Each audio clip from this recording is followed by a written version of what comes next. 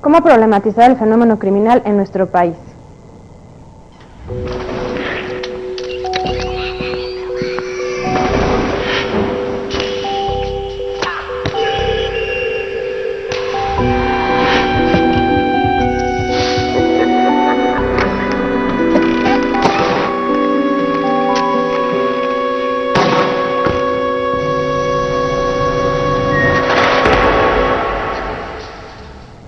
Bienvenidos. El día de hoy vamos a hablar sobre el análisis del fenómeno criminal en México.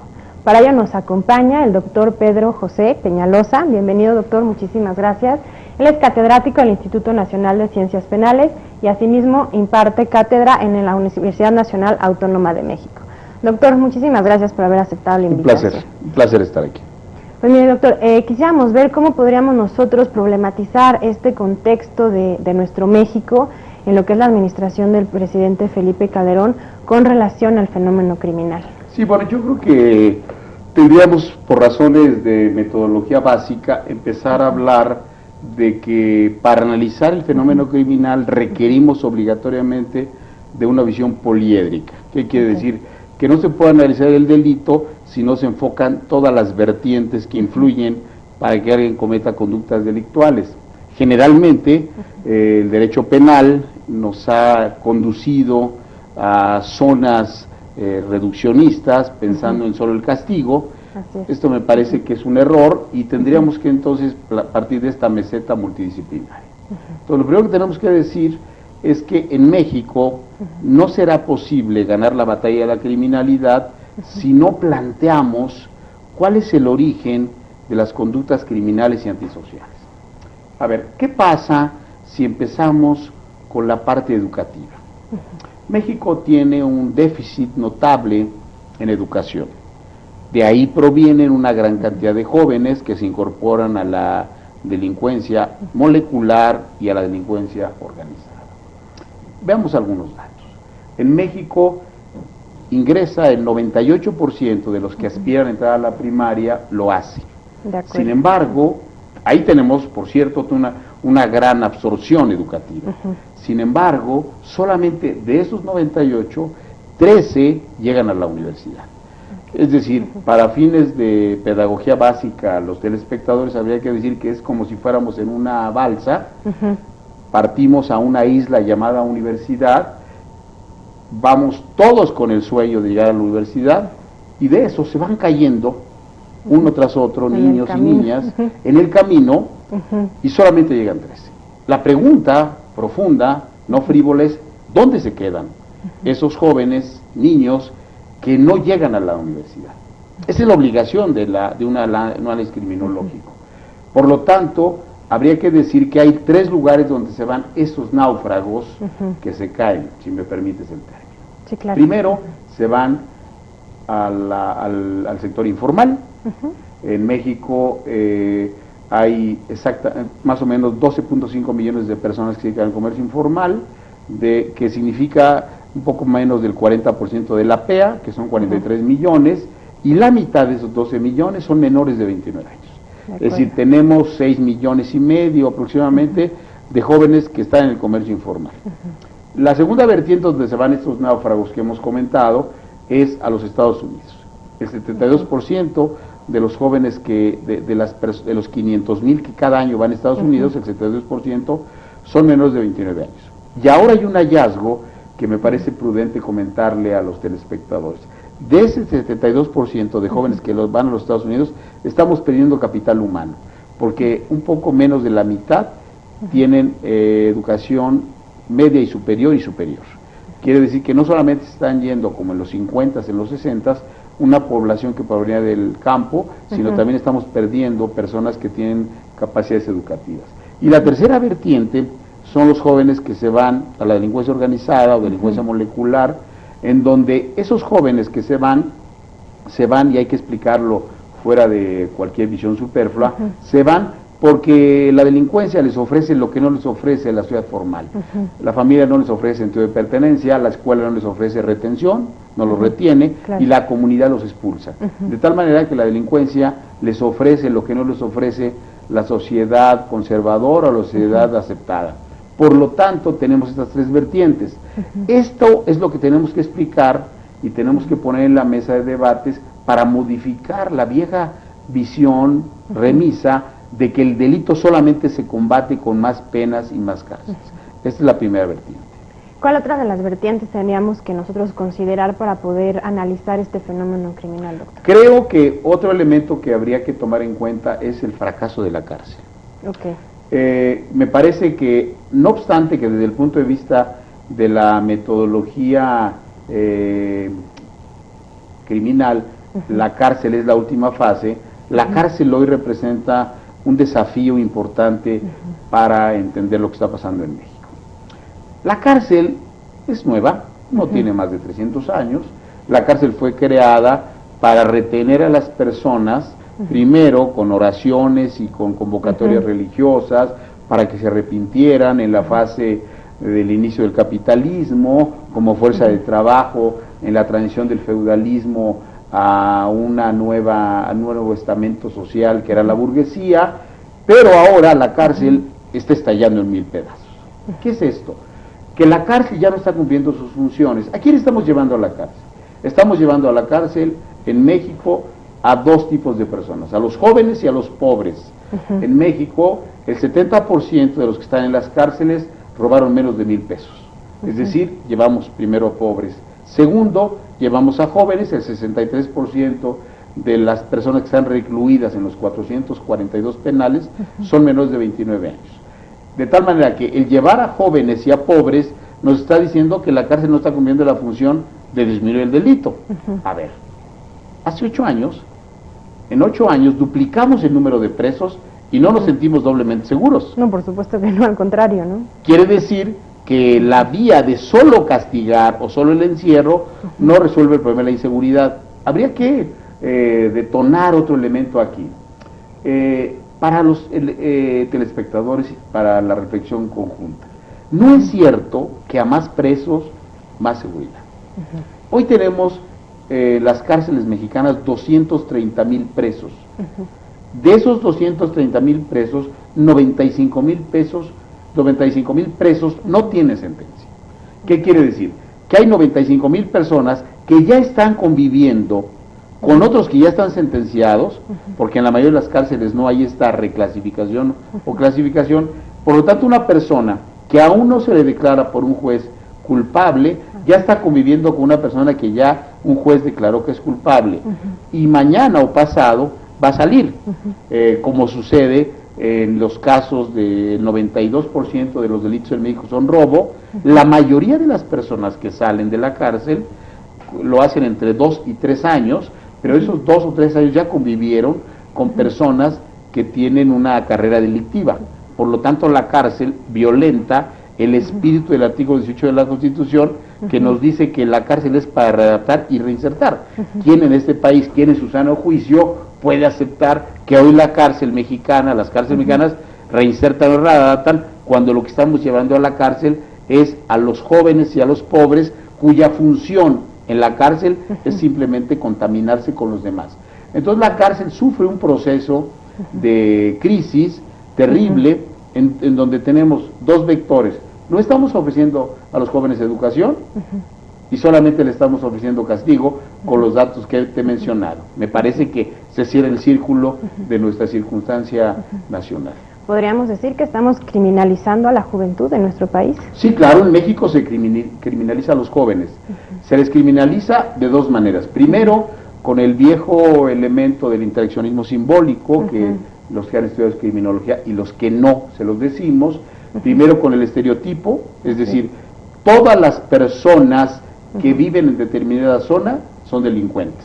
Primer capítulo del estereotipo. Y de ahí pasamos a la etiqueta, es decir, todos los jóvenes que visten de tal manera son delincuentes. Por lo tanto, con estereotipo y etiquetamiento tenemos persecución de jóvenes que da paso a un clima de intolerancia inaceptable. A los jóvenes hoy en México se les detiene por su forma de vestir. Sí, claro. ¿Qué quiere decir esto? Que yo estoy criminalizando a las personas cuando ejercen su libertad, y por lo tanto esta política se extiende a la vida nacional y lo llevamos a la vida social y al control formal e informal, y entonces etiquetamos a las personas por su forma de hablar, por su forma de ser, por su forma de comportarse. ¿Hacia qué cordillera nos lleva esto?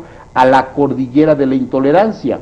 Esta cordillera de la intolerancia es una zona muy explosiva y de arenas movedizas. ¿Por qué? Porque si tenemos a personas que son etiquetadas por cómo hablan, cómo se visten, por lo que piensan, bueno, entonces estamos entrando a un espacio altamente peligroso que puede dar signos de autoritarismo. De tal manera que esta criminalización que empieza con las personas por su forma de vestir, por su forma de actuar y termina en la cárcel, nos está conduciendo a las orillas del precipicio. ¿Y a qué se debe que estemos criminalizando a los jóvenes en esta época? Bueno, se debe a, no es nuevo, tiene que ver con la concepción que hemos asimilado del capitalismo. El capitalismo educa a las personas a creer que el éxito es poseer cosas. La génesis del capitalismo, desde su formación y estudiada principalmente por Marx, pero después por Ernest Mandel, nos decía que las personas en el capitalismo son aceptadas a través del concepto del éxito. ¿Qué es el éxito en el capitalismo? Poseer cosas. Una persona que no posee cosas no es una persona que tiene éxito. Por ejemplo, un científico que no posee riqueza, pero que inventa cosas importantes para la humanidad, no es un hombre rico, por lo tanto no ha sido un éxito. Es decir, esa es la contradicción. Aporto para la ciencia, pero no soy un hombre rico que posee bienes, por lo tanto la construcción capitalista no es aceptable. De tal manera que entonces este paraguas ideológico de que el éxito solamente es por poseer cosas, lleva a que los jóvenes que ejercen su libertad y que deciden estudiar filosofía, historia o literatura, no piensa el imaginario social o la audiencia social que van a ser exitosos. Y me parece que ese es el contexto que rodea actualmente el fenómeno delictual. No estamos analizando en México por qué los jóvenes están delinquiendo, estamos analizando cómo los castigamos. Por eso las cárceles presentan estas cifras. Y en ese sentido, ¿qué podríamos nosotros hacer para revertir este efecto de criminalizar incluso aquella conducta que no atiende al capitalismo? Bueno, yo creo que tenemos que hacer varias cosas. Me parece que una de las asignaturas pendientes en México es revertir las prioridades. A ver, voy a dar un ejemplo. La Universidad Nacional Autónoma, tan reconocida, tan premiada, recibe 23,000 millones aproximadamente al año. La Secretaría de Seguridad Pública Federal recibe 34,000 millones. La Secretaría de la Defensa recibe 40,000 millones. Implica que para la óptica del paradigma dominante es más importante darle dinero a la parte reactiva que a la parte educativa. La Secretaría de Educación Pública recibe aproximadamente 215 mil millones, de los cuales el 65% se va a gasto corriente. La Secretaría de Desarrollo Social recibe aproximadamente 55 mil millones, de tal manera que no estamos canalizando los recursos públicos para ello. El Estado, volvamos al Estado, que me parece que es el debate central, el Estado es el instrumento para garantizar la igualdad social. Es decir, hay medidas que logran ser igualitarias. Por ejemplo... Me quedo con esta parte, doctor. Okay. Tenemos que ir a una pausa y ahorita retomamos el ejemplo. Ahorita volvemos.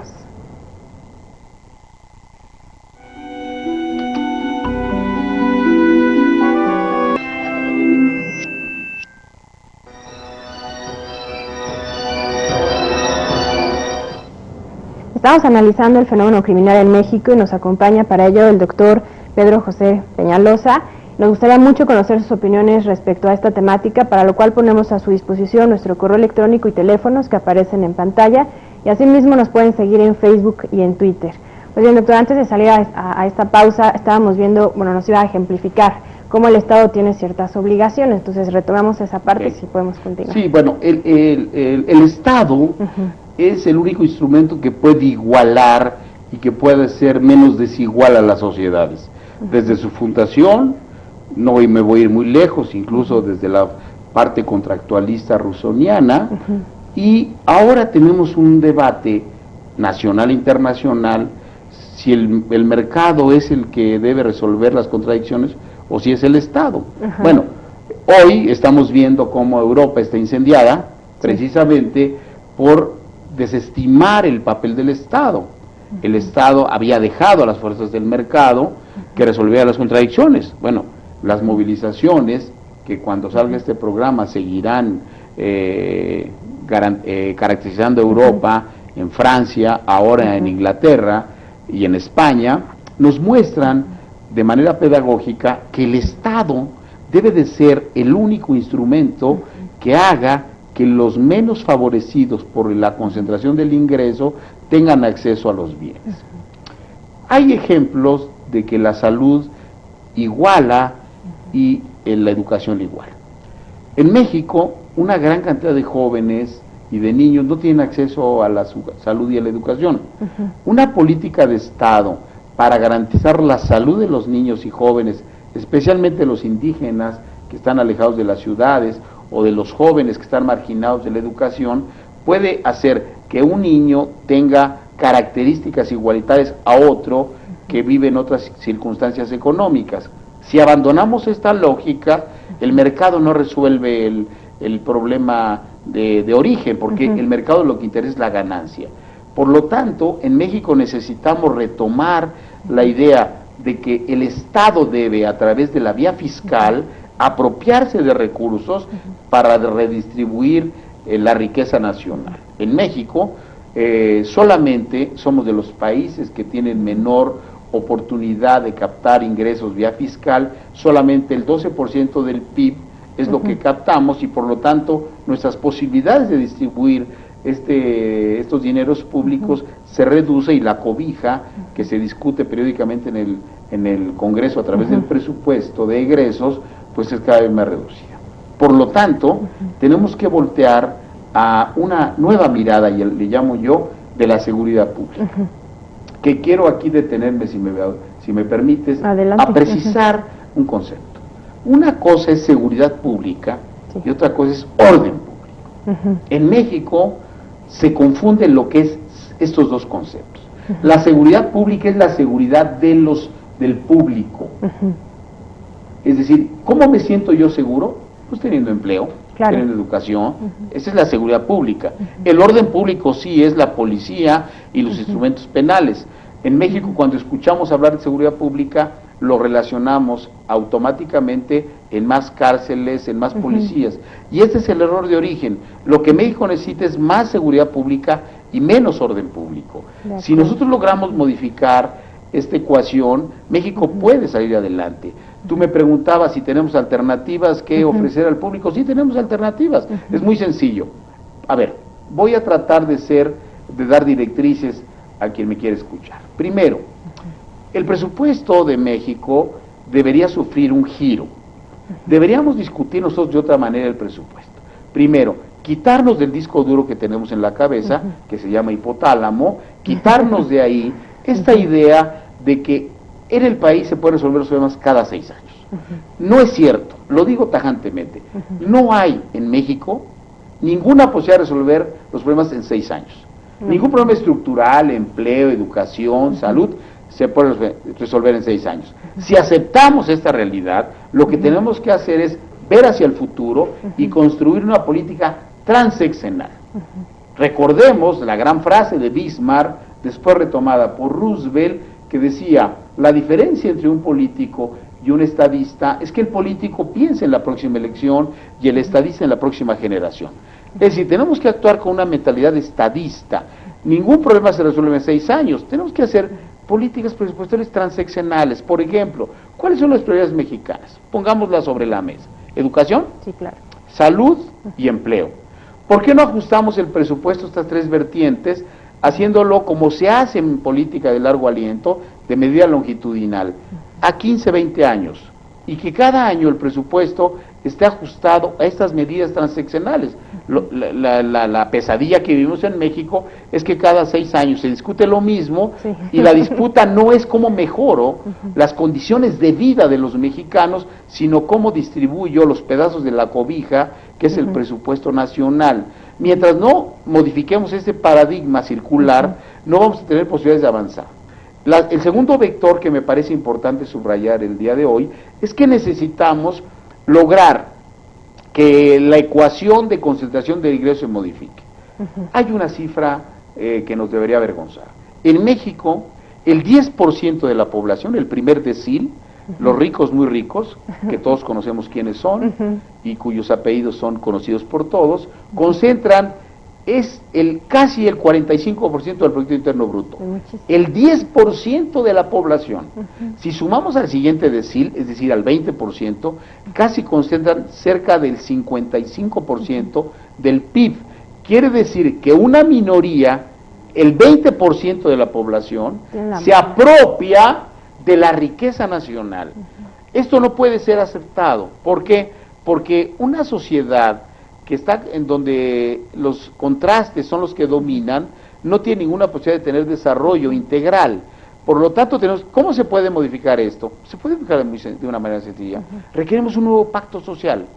Un nuevo pacto social en donde todos aceptemos, los muy ricos y los muy pobres y los no tan pobres, que de seguir esta tendencia brutal de concentración del ingreso, este insulto de que la gente cada día es más rica y la gente cada día es más pobre, si no logramos un nuevo pacto social, estamos, ojo, sin ser catastrofista, pero sí muy realista, en la frontera de la ingobernabilidad. ¿Por qué? Porque una gran cantidad de personas están siendo marginadas de demandas básicas. ¿A qué me refiero? A ver, ¿cuántas personas tienen realmente posibilidades de conseguir empleo? Bueno, a partir de la crisis reciente se cayó las posibilidades de que la gente tenga empleo. Las voces oficiales han dicho que se han creado empleos. Sí, olvidan un pequeño dato que yo les voy a ayudar a recordar. Cada año necesitamos producir 1,5 millones de empleos. Sí. Resulta que desde 2001 no hemos logrado una tasa que permita igualar el déficit histórico de producir 1,5 millones. ¿Qué quiere decir esto, 1,5 millones? Que necesitamos satisfacer la demanda de los nuevos muchachos que quieren entrar al mercado laboral.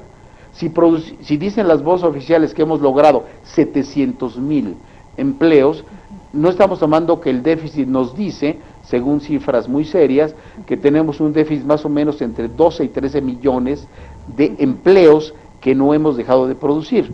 Por lo tanto, necesitamos aceptar que o revertimos esta tendencia a la concentración del ingreso, a esta desigualdad brutal, o no vamos a ir muy lejos. Recordemos que América Latina es la zona más desigual del planeta. Quiero explicar, con mucho cariño para los telespectadores. América Latina no es la zona más pobre. La zona más pobre es la África subsahariana. Sí, claro. La zona más desigual es América Latina. Es decir, donde la brecha entre el más rico y el más pobre es abismal. En la África subsahariana las carencias de la pobreza tienen otros tópicos. Esa desigualdad es la que provoca que gran cantidad de jóvenes desesperados y sin esperanza en el futuro inmediato se involucran en hechos violentos. La violencia tiene explicaciones multidimensionales, es decir, la gente es violenta no solo por un vector, sino por muchos vectores. Por lo tanto, requerimos que desigualdad, inequidad y violencia tengan un tratamiento distinto al que hoy tenemos, que es un tratamiento unívoco. Hoy creemos que a más balas, a más cárcel y a más penas resolvemos un problema que tiene origen social. Claro. Y lo que hacemos, como dice Bobbio, es caminar en círculos. Entonces me parece que mientras no atendamos de esta manera multisistémica el fenómeno de la seguridad pública, seguiremos creyendo y seguiremos gastando dinero tirándolo a la alcantarilla. No estamos resolviendo el problema de origen. Ahora, doctora, a mí me inquieta esta cuestión de realizar un nuevo pacto social. ¿Qué tipo de premisas tendríamos que considerar para que quienes están en este 20% de población que ocupan o gozan de la mayor cantidad de bienes y los que están en el otro porcentaje logremos establecer esta intencionalidad de generar un nuevo pacto? Sí, yo creo que está muy bien tu pregunta porque es una pregunta inteligente. A ver, ¿qué necesitamos? Necesitamos primero colocar en la ecuación la aceptación de la desigualdad. Y un lema que debería tener este nuevo pacto social que yo ya propongo sería cero tolerancia a la desigualdad. ¿Qué quiere decir esto? que nosotros deberíamos poner en primer lugar que las personas que no tienen empleo deben tenerlo. ¿Cómo pueden tenerlo? A partir del capital humano que produzcan una educación de calidad. Es decir, las ventanas de comunicación entre integración social, educación e inequidad social están muy vinculadas. Estas ventanas deben de ser vistas así. Nosotros tenemos que tener en México obreros, trabajadores competitivos, pero para que tengamos esos obreros y trabajadores competitivos requerimos formación, capacitación, no solo formal, sino informal en el campo social, educativo. Si nosotros logramos tener ese gran capital humano, junto con el capital social, que nos apropiemos de las experiencias múltiples, vamos a lograr tener competitividad. Nos dicen ahora que queremos mayor competitividad internacional, sí, pero ¿con qué? ¿Con qué fuerza de trabajo? Claro. Si nuestra fuerza de trabajo, las cifras que he mencionado de cuántos ingresan a la educación, nos dice que cada día tenemos jóvenes mayormente desesperados. El rector Narro ha puesto en el centro el tema de los ninis, que a mí me gusta más llamarles, en lugar de ninis, desafiliados institucionales, porque el concepto nini parecería discriminatorio. Más bien son como si quisieran ellos ser ninis. Claro. Más bien se les llama, yo les llamo desafiliados institucionales. No están en la institución familiar, no están en la institución escolar y no están en la institución laboral. Claro. ¿Qué quiere decir esto? Que han sido excluidos. Y han sido excluidos por ser jóvenes, porque no son útiles para el sistema, porque no son útiles para el imaginario social de un sistema como el capitalista, que nos ofrece el éxito a partir de apropiarnos de cosas, ¿no? Una vez le preguntaban a Marx, siendo joven, cómo definía el capitalismo, y dijo una definición, la mejor que he escuchado: el capitalismo es una bodega llena de cosas. Acumulamos cosas sin sentido y no para transformarnos, para ser mejores personas. Por lo tanto, este pacto social al que me refiero es fundamental. Este pacto social implica aceptar todos que este 10% o este 20% que se apropia de la mayoría de los recursos del país no puede seguir existiendo mientras existe una mayoría de miserables y de desempleados en este país.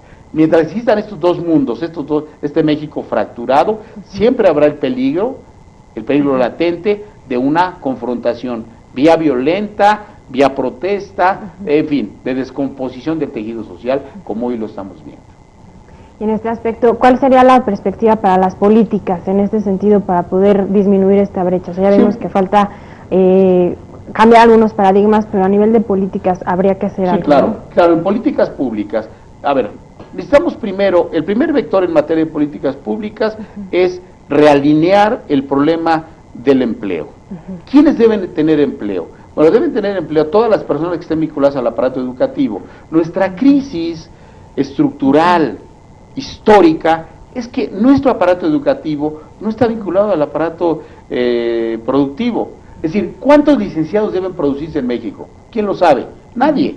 Entonces producen licenciados, ingenieros o lo que sea, sin saber que van a tener fuerza de trabajo. Entonces tenemos que poner un sistema que nos vincule a los dos aparatos, el aparato educativo y el aparato productivo, que nos diga, a ver, el país requiere como capital humano tantos abogados, de acuerdo, que van a servir esta causa, tantos médicos, estos médicos que hoy cómodamente hacen su examen y que ponen en primer lugar el Centro Médico Nacional y no la Sierra Tarahumara. Así lo ponen los médicos, no quieren ir a la Sierra Tarahumara, no quieren ir con los campesinos oaxaqueños, no quieren ir con los miserables de Chiapas. No, necesitamos recomponer esto. Por lo tanto, el sistema debe de actuar con otra lógica, no el libre mercado, no el que tú quieras, no. ¿Dónde vas a trabajar? ¿Dónde quieres trabajar? Un filósofo es tan importante como un médico. No hay carreras que den dinero y carreras que no den dinero. Necesitamos una ciudad del conocimiento, una ciudad humanista, una ciudad que nos proporcione técnica, una ciudad que nos proporcione literatura, una ciudad que nos produzca poesía. Debe haber espacios para todos, pero si no lo hacemos de manera planificada, de manera pactada, dejamos que el mercado nos triture, pues el mercado lo que asimila es solamente lo vendible. Claro. Pedimos que los jóvenes sean educados, sean jóvenes con conciencia de ciudadanía, y los dejamos en manos de Walt Disney. De tal manera que si seguimos en esta ruta de dejar a los niños y a los jóvenes en manos de quienes creen que es el modelo a seguir en la sociedad, nuestras posibilidades de tener una sociedad más igualitaria se reducen. Requerimos entonces hablar de que el paradigma dominante se agotó. Ese paradigma ya no sirve, hay que aceptarlo, pero no se trata de un salto al vacío. Yo he sostenido que no se trata de tirar la cubeta, el agua y el niño, sino se trata de rescatar lo rescatable, hay cosas rescatables. Yo no soy catastrofista, soy un pesimista informado que cree que es posible encontrar soluciones. Ahora, ¿qué tenemos que hacer? Bueno, me parece que la perspectiva es muy clara. A ver, aceptemos que México tiene futuro siempre y cuando modifique el curso de su historia. Y este curso de historia solamente se puede modificar si encontramos una mediación entre esta riqueza insultante y esta pobreza que nos debería de avergonzar a todos. ¿Cómo le podemos hacer? Bueno, tenemos dos caminos. Una, tomar las armas, yo no creo en eso, y la otra es una revolución pactada, que es a través de un acuerdo social, de un pacto social. ¿Qué quiere decir? Que si estos señores dueños del dinero no quieren perder su dinero, si son inteligentes y no solamente acumulan riquezas, tendrán que aceptar que requieren pactar una salida pacífica a una sociedad que está indignada, que está muy molesta con lo que está pasando. Esto se puede hacer muy fácil. ¿Qué quiere decir? Que el mercado sea una parte de la solución, pero que el Estado retome esta viabilidad que tiene como igualador de la desigualdad. Y me parece que ese es el camino que podría pavimentar que México corrigiera el rumbo que hoy es un rumbo incierto. En ese sentido, doctor, nos ha planteado muchos de los vectores o vertientes que tendríamos que analizar para poder entender el fenómeno criminal. Ahora bien, la pregunta es la siguiente: ¿qué otro paradigma tendríamos que nosotros replantearnos o cambiar, si es que es necesario, para problematizar de forma distinta el delito, como lo hemos venido haciendo? Sí, bueno, el delito, recordémoslo, es una construcción social.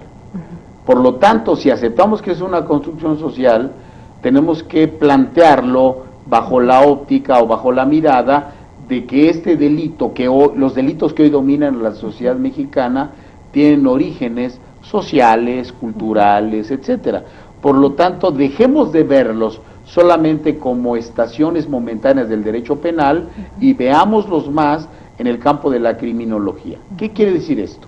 Que si una persona o una serie de personas están delinquiendo de distinta manera, hay que atacar los orígenes de este tipo de delitos. Voy a dar datos, que me gusta dar datos. Okay. A ver, hoy en México el principal delito es el robo, pero solamente el 12% de esos delitos son con violencia, de ese robo.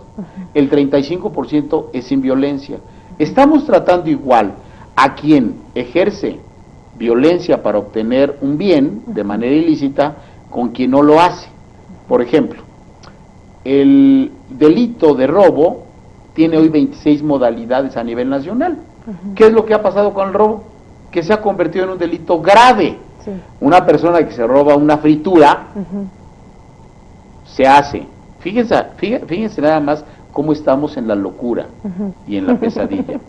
Una persona que se roba una fritura, que vale 5 pesos la fritura, se le considera un delito grave porque iban 3, o iban 4, robo en pandilla. Lo hace en la noche, se hace en la oscuridad y en la noche. Olvidan que la tienda tiene focos, entonces no está en la oscuridad. Luego, se hace más grave porque se amenazó a la persona para robar esa fritura. De tal manera que lo que estamos haciendo es llevar a la cárcel, bajo esta concepción de delito grave, a todas aquellas personas que roban no importando el monto. ¿Qué es lo que provoca esto? Que estemos gastando más en el proceso carcelario y penal que en lo que robó la persona. Más o menos se calcula que un proceso penal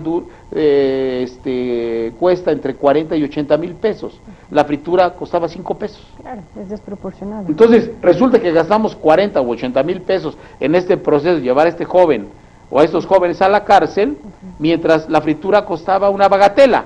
¿Pero por qué lo estamos haciendo? Porque lo que se busca es la legitimación del poder. Es decir, las personas que van a la cárcel legitiman al poder. ¿Qué es lo que hacen? Buscan crear en el imaginario social que hay eficiencia en el derecho penal, pero no es eficiente, porque estamos llevando a la mayoría de pobres y jóvenes. Y hay estudios longitudinales y muy específicos que demuestran que solo el 5% de los criminales en México son los que provocan el alto índice de violencia, el 5%. Ese 5% que concentra las bandas más peligrosas, etcétera, pero no lo estamos llevando a ellos. Por ejemplo, en la administración del presidente Calderón se dice que se han detenido a miles de personas, pero solamente se han detenido a 6 capos influyentes. Es decir, hemos gastado 150,000 millones de pesos en un año para llevar a 6 personas a la cárcel, que son capos. ¿Qué estamos haciendo? Yo le llamo a esto disparos en la oscuridad.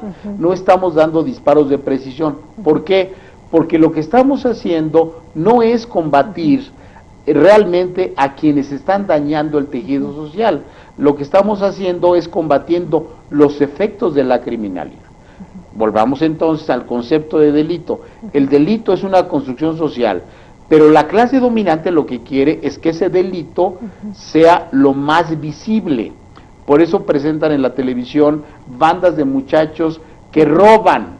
Si uno pregunta de qué origen social vienen estos muchachos, vamos a encontrar mucha explicación, pero no interesa investigar qué está pasando con los jóvenes que hoy están en el crimen y hoy están en el robo. Eso no importa, seguimos confundiendo lo urgente con lo importante. Entonces necesitamos desprogramar de otra manera la criminalidad, yendo a los orígenes multifactoriales del delito.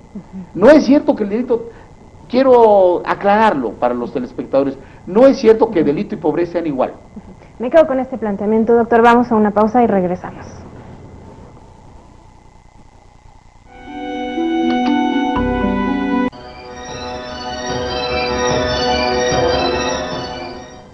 Estamos analizando el fenómeno criminal en nuestro país.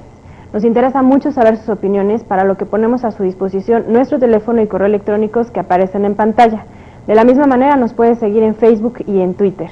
Bien, doctor, pues continuamos con esta cuestión que quedamos pendiente. Decía yo que es importante aclarar, porque si no hay mucha confusión conceptual. No es cierto que pobreza sea igual a delito. Porque implica criminalizar a nuestros compatriotas pobres, que son un poco más de 50 millones. No es cierto que ser pobre nos conduce a actividades criminales. No, es un cóctel de factores los que favorecen que una persona decida cometer ilícitos. Lo que está pasando en México es que el caldo de cultivo para que las personas se inclinen por cometer actos violentos o delictivos es muy importante. Cada día crece más una familia que ve que el jefe de la familia pierde el empleo, en el caso de familia dirigida por un padre, en el caso de una familia dirigida por una mujer, que felizmente es casi el 20% de mujeres en México es dirigida por una mujer. Cuando ven que el jefe o la jefa pierde su trabajo, los jóvenes que están estudiando, que tienen la fortuna de estudiar, dejan el empleo. Entonces hay un efecto multiplicador en las familias mexicanas que los lleva de la desesperanza al rencor social. Me quiero detener aquí. En México hay, y a veces no se quiere ver desde el poder, hay un gran rencor social. ¿Qué quiere decir esto? Que las personas que han trabajado o han estudiado han sufrido una frustración frente a la expectativa que ofrece el sistema. El sistema nos dice que si yo estudio, cuando termine tendré empleo. O tendré mejor salario, no lo cumple. El sistema nos dice que si tú trabajas y le echas ganas, como dicen los teóricos de lo superfluo, vas a tener mejores condiciones, no lo logras. El sistema nos dice que una familia integrada es aquella que tiene papá, mamá, hijitos y perrito. No es cierto, porque no hay modelo de familia, hay modelos diversos de familia. La clave de una familia es que sea una familia tolerante, incluyente y que se comunique. Hay estudios que muestran cifras gravísimas donde dicen que las familias, los integrantes de sus familias, entre padres e hijos, se comunican aproximadamente entre 7 y 10 minutos diarios, reales. No es que estén juntos, no es que juntos vean la televisión, no es juntos, es que se disputen el control de la televisión. Eso no es comunicación. Por lo tanto, necesitamos meternos a hacer un análisis profundo de qué está pasando en el tejido social mexicano. El tejido social mexicano está fracturado. Yo he escuchado a funcionarios públicos decir que hay que recomponer el tejido social. Sí, pero el tejido social fracturado se fracturó durante muchos años y para recomponerlo requiere muchos años. ¿Qué requiere? Primero que haya cohesión social. La cohesión social te la da el sentido de pertenencia, que no lo hay. Te lo da empleo, te lo da solidaridad social real, te lo da mejores condiciones y espacios para desarrollar vida en comunidad. Si tú no tienes esa cohesión social, de ninguna manera puedes resolver el problema de la inseguridad.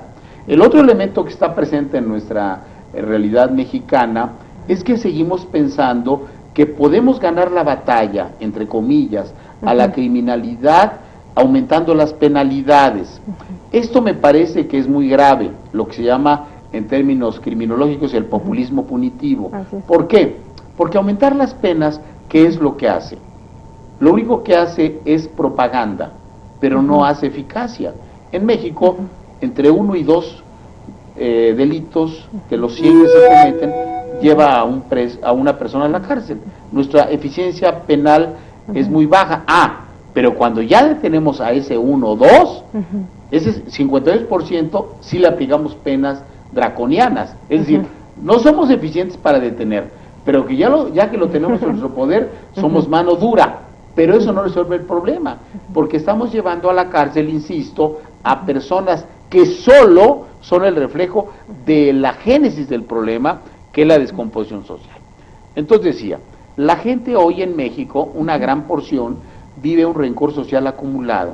Ese rencor social acumulado no es producto de una actitud individual, perversa, personal, es producto de faltantes sociales, económicos y culturales, que no estamos cumpliendo con las expectativas que requiere una sociedad y familias que trabajan para lograr esos propósitos.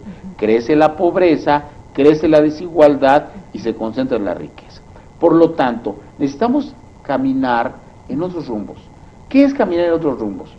No ir al precipicio, que está muy cerca, que es aumentar penas, llenar a la gente de cárceles, etcétera. Requerimos ahora aceptar que en lugar de tener las cárceles llenas, necesitamos otro modelo. ¿Cuál es el otro modelo? A ver, vamos a despresurizar las cárceles.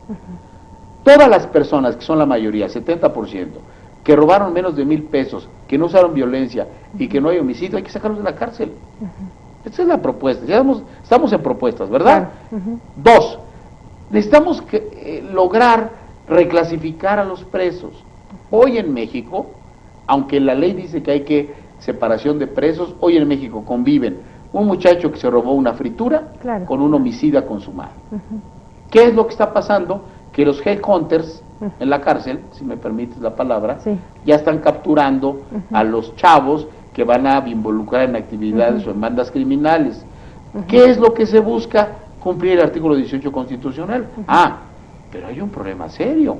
Yo veo con preocupación que los diputados y senadores han aprobado legislaciones de 70 años de prisión. Eso, con todas sus letras se los digo, viola el espíritu del artículo 18 constitucional. ¿Qué dice el artículo 18 constitucional en una de sus partes? El objeto de la cárcel en México es readaptación y reinserción.